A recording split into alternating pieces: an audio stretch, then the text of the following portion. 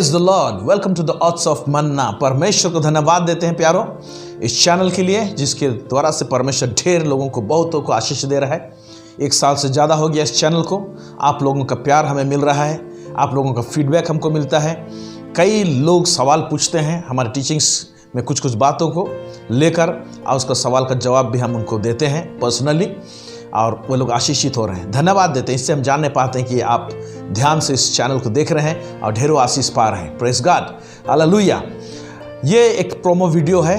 एक खास बात को हम अनाउंस करने के लिए ये वीडियो बना रहे हैं। वो ये है कि हम एक लंबा सीरीज टीचिंग्स का लेके आने वाले हैं और एक खास टॉपिक के ऊपर लेकर आने हैं, और वो टॉपिक का नाम है एक्सप्लोरिंग मैथ्यू 6:33। यानी हम लोग मत्ती उसका 6:33 उसको हम लोग समझेंगे। एक यात्रा में जाएंगे।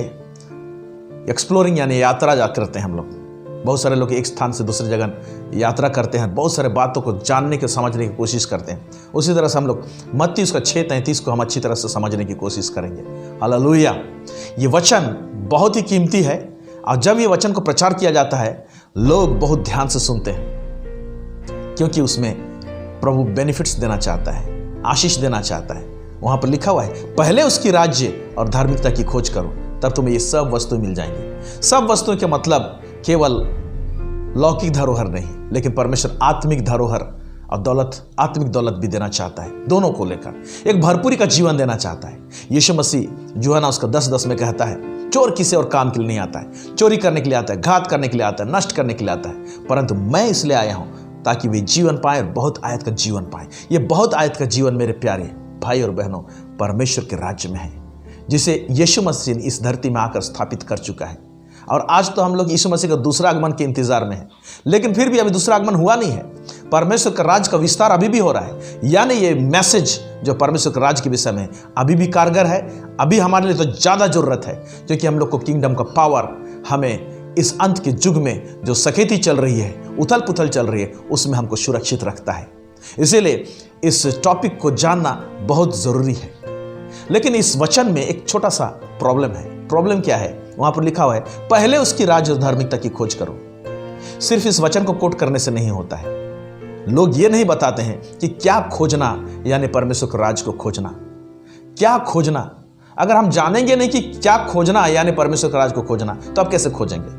तो परमेश्वर का राज क्या है उसको एक्सप्लेन नहीं करने से आपको पता नहीं चलेगा कि आप परमेश्वर के राज को खोज रहे हैं कि नहीं। इसीलिए इस विषय को लाए हैं, और बहुत सारा इंफॉर्मेशन इसमें दिया जाएगा। एक पावरफुल पैक रहेगा। ध्यान से सुनेगा, पूरा सीरीज सुनिएगा, प्रार्थना पूर्वक सुनिएगा। इस मैसेज को, इस टॉपिक के ऊपर में आज से 10 साल पहले जब हमने इसका प्रकाशन को पाया, प्राप्त किया, इसकी शिक्षाओं को पाया, तो वहां से लेके आज तक परमेश्वर ने भरमार आशीष किया है। एक बहुत आयत का जीवन को दिया है, जिसे हम जीने पा रहे हैं। हम चाहते हैं कि जितने लोग इस शिक्षा को नहीं प्राप्त किए हैं, इसके आयाम को नहीं जानते हैं, इस टॉपिक के द्वारा से, इस सीरीज में आप उसको जानने पाएंगे। इसलिए बड़े ध्यान से सुनिएगा। हम इसको पुराना नियम से भी बहुत सारे बातों को निकालकर इसका एक्सप्लेनेशन देंगे आपको। बहुत सारे बातें आपको नहीं लगेगी, बहुत सारे बातें हो सकता है कोई किताब में नहीं पढ़े होंगे, इवन कभी भी आपने मैसेज में नहीं सुना होगा, क्योंकि हम कुछ बातों को लेकर आ रहे हैं जिसे हमने भी नहीं पढ़ा है। कुछ ऐसे बातें हैं जिसे हमने भी कोई किताब में नहीं पढ़ा है, लेकिन परमेश्वर उन बातों को लेकर आया है। वो आप जानने को पाएंगे। फ्रेश मन्ना मिलेगा। इसीलिए हम इसको ऑथ्स ऑफ मन्ना कहते हैं। ऑथ्सर का मतलब होता है, एक हिब्रू वर्ड है, ट्रेजर, खजाना। यस, आपको मन्ना का खजाना इस ऑथ्स ऑफ मन्ना में मिलेगा। एक वचन मैं पढ़ना चाहता हूं। क्या आपको मालूम है कि पुराना नियम में जो घटना सब घटे हैं, वो एक रिहर्सल हुआ है इजरायलियों के साथ में, जो आज के युग में हमारे आत्मिक जर्नी को दर्शाता है, हमारे आत्मिक उन्नति को दर्शाता है। वहाँ पर बहुत सारे पुराने नियम में जो घटना हुए हैं, उसमें से जब हम लोग पढ़ते हैं तो हम लोग इस नया नियम के युग के लोग हम ढेर सारी बातों को समझने पाते हैं। जब इजरायलियों को परमेश्वर अगुवाई करके लेके जा रहा था, उनको कनान देश लेके जा रहा था, मिस्र देश से निकाल कर, तो आप देखते हैं जब लोग जाते हैं उन लोग को 40 साल लगे। हालांकि ये 10 या 12 दिन का रास्ता है, या तो हार्डली 3 डेज का रास्ता है। अगर देखेंगे तो तमाम बातों को हम देखेंगे, लेकिन 40 साल क्यों लगा?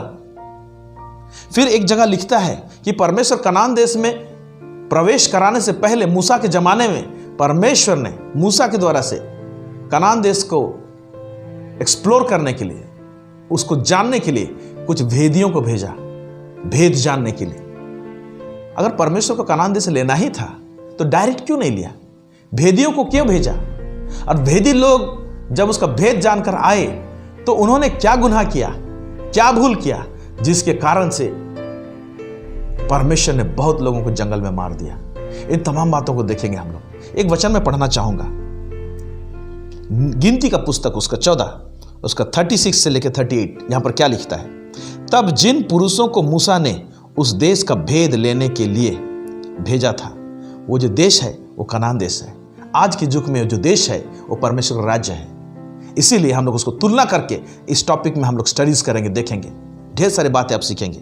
और उन्होंने लौटकर उस देश की नाम धराई करके सारी मंडली को कुड़कुड़ाने के लिए उभारा था।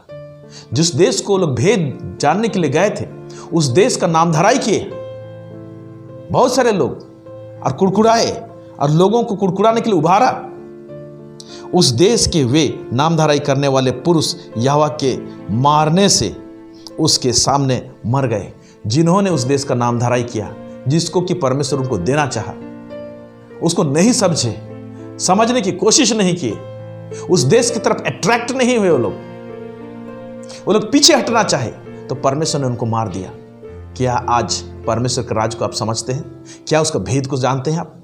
इसीलिए उसका भेद को बताने के लिए आपको इस टॉपिक में आप लोगों को मिलेगा, इस सीरीज में आप लोगों को मिलेगा। परंतु देश का भेद लेने वाले पुरुषों में से नून का पुत्र यहोशू और यपोने का पुत्र कालेब दोनों जीवित रहे। Hallelujah, praise the Lord.